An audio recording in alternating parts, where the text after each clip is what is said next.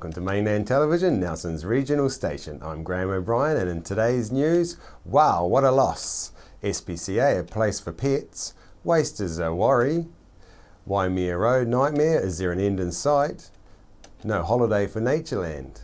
Struggling Nelson retailers could be ruining the day that 10 years ago, World of Wearable Art Awards Show CEO Gabrielle Hervey removed the WOW event from Nelson and moved it to Wellington. This week, Wellington is celebrating the best WOW ticket sales yet, with more than 53,000 tickets sold this year across 15 shows, which is an increase of 13% on 2013. The show closed on Sunday night. Wellington City Councillor Joe Coughlin, Chair of Council's Economic Growth and Arts Committee, has said that the continued increase in ticket sales shows that Wellington's investment in WOW is paying off.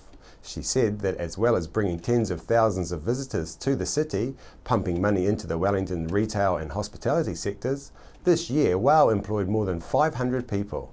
Last year, the show brought in more than $22.6 million to the city, and with an extra weekend and more tickets sold, she said they anticipate this will be even higher this year.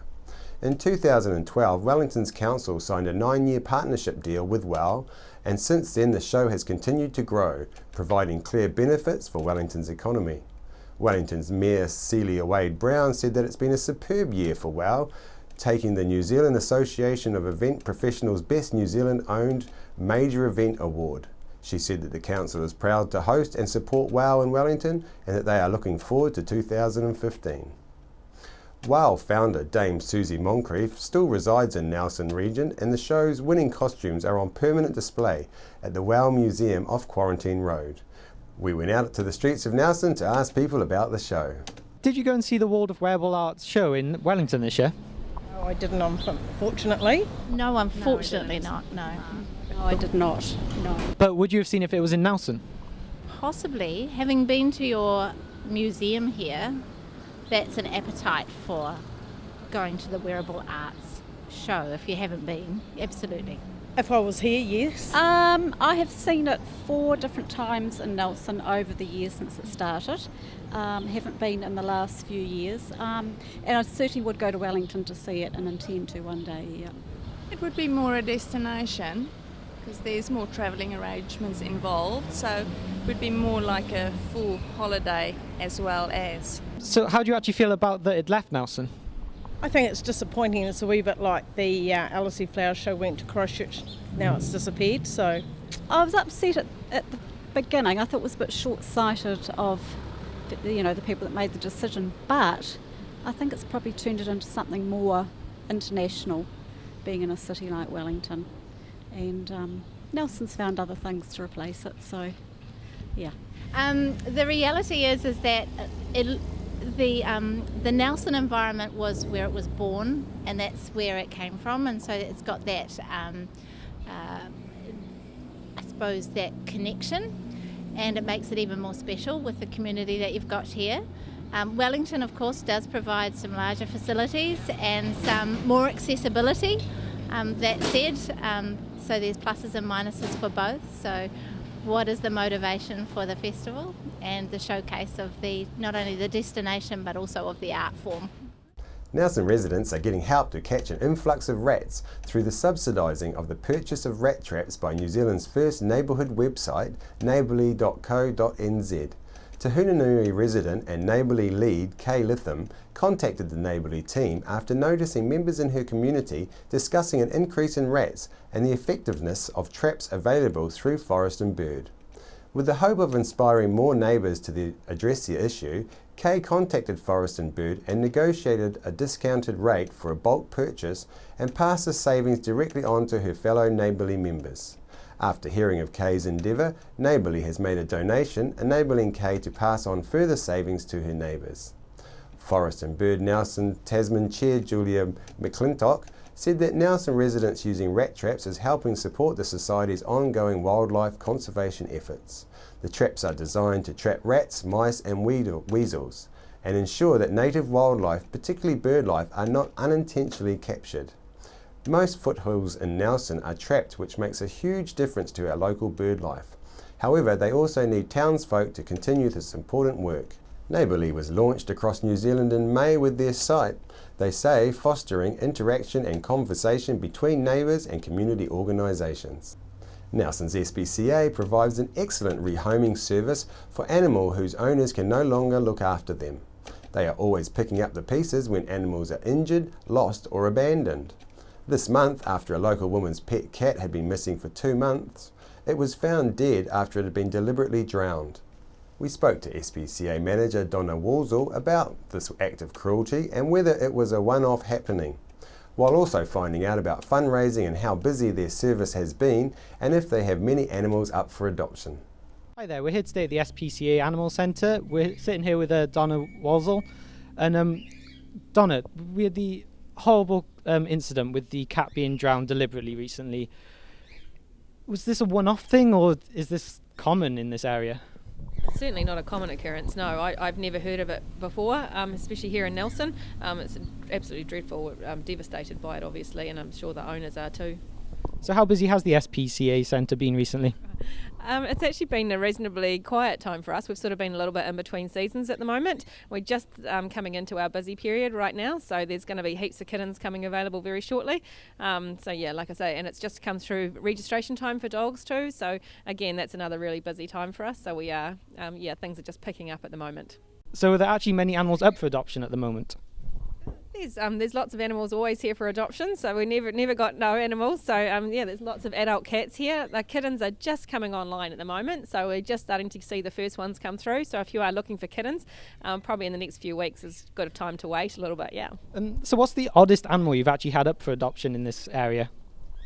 The oddest species, oh gosh, I could go on forever. We've had some really great ones actually. I think the funniest one I think was somebody bought in an injured monarch butterfly one day and they wanted us to fix it.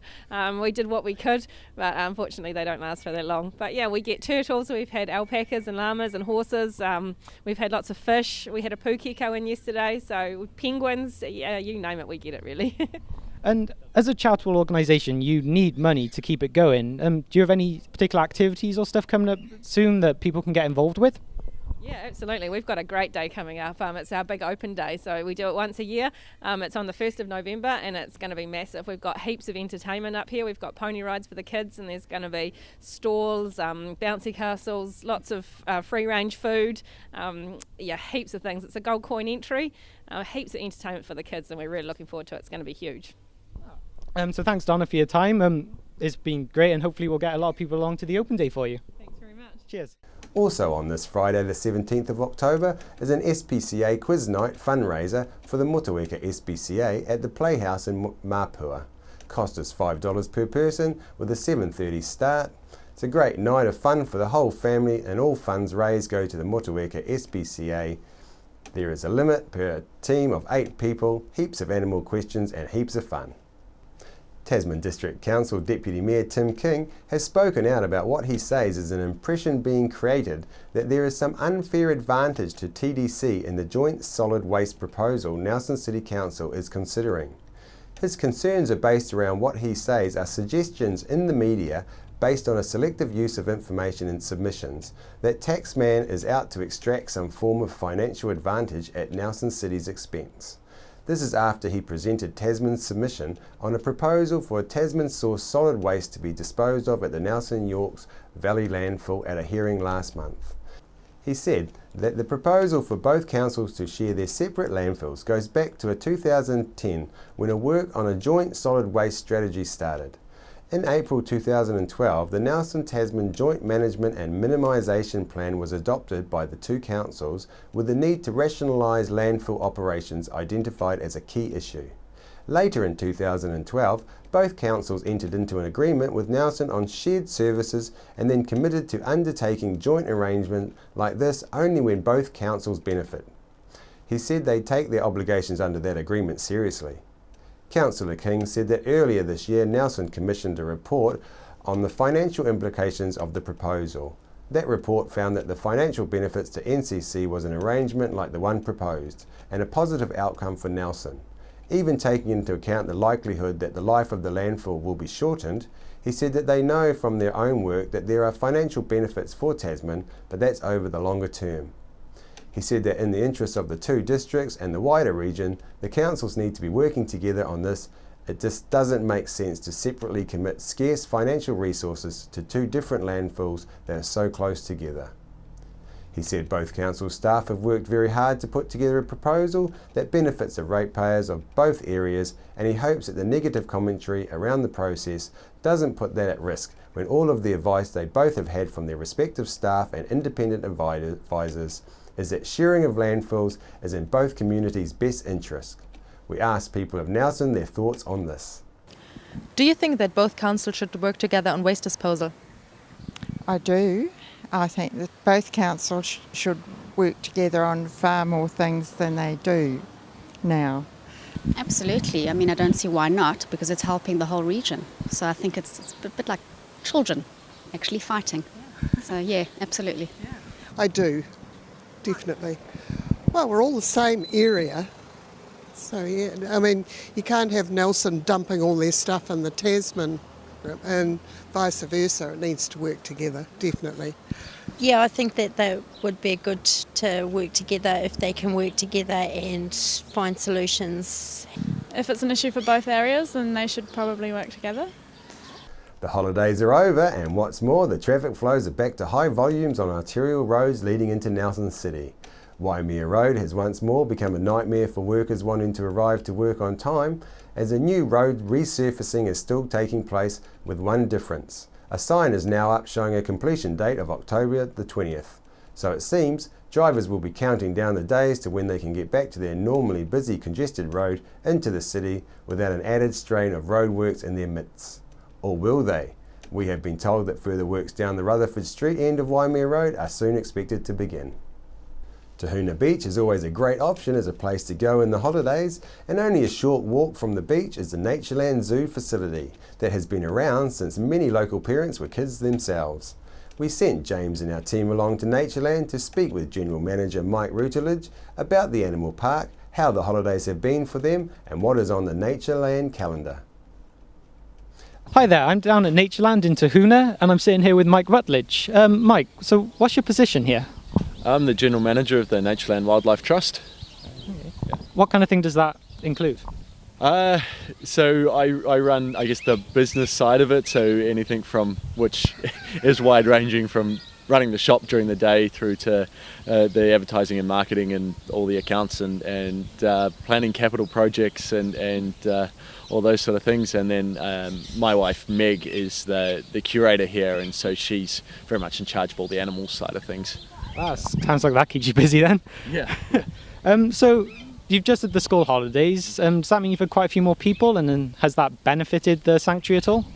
Yeah, of course. I mean, the only reason we do this is for the benefit of the local Nelsonians and visitors to the region. So if people aren't coming, it's not worth being here really. So we've had a really busy school holidays. Numbers were really high actually, and the fine weather always helps, but it was great. Yeah. Oh, awesome. So with everyone coming, what would you say is the most popular few general exhibits that you have here? Oh, people always love seeing the meerkats and the monkeys, but we've just got a new yak, and she's pretty cool, and so yeah, she's been pretty popular, and we've also just put in a new chinchilla exhibit, and also made that so you can walk into the back of our turtle enclosure as well, so people are really enjoying that. Oh, awesome. I'm definitely going to have a look around at some point. So we talked to you a few months ago and you were doing some renovations. What's the progress going like with those?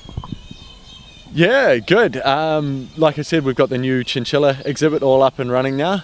All our new signage is starting to roll out. Quite a new look for the zoo, which is really exciting. I think it looks great. And we've just landed a 10-year development plan. So that's going to very much roll out what we're going to be doing around this place for the next 10 years, which is really exciting. And there's some big stuff that we're planning right now that will be up and running by Christmas. Oh, awesome. So as you mentioned, Christmas, with it coming to the summertime here, are there particular activities and stuff people could be looking forward to?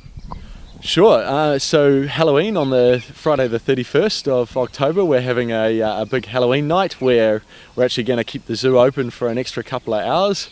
And there'll be all sorts of things going on, and if kids come dressed up, they get in for half price as well, so that'll be a bit of fun. Oh, that sounds great then. Well, thanks for your time, and we look forward to having a look around as well. After the break, we'll bring you the latest weather update and some events and happenings coming up from around the region.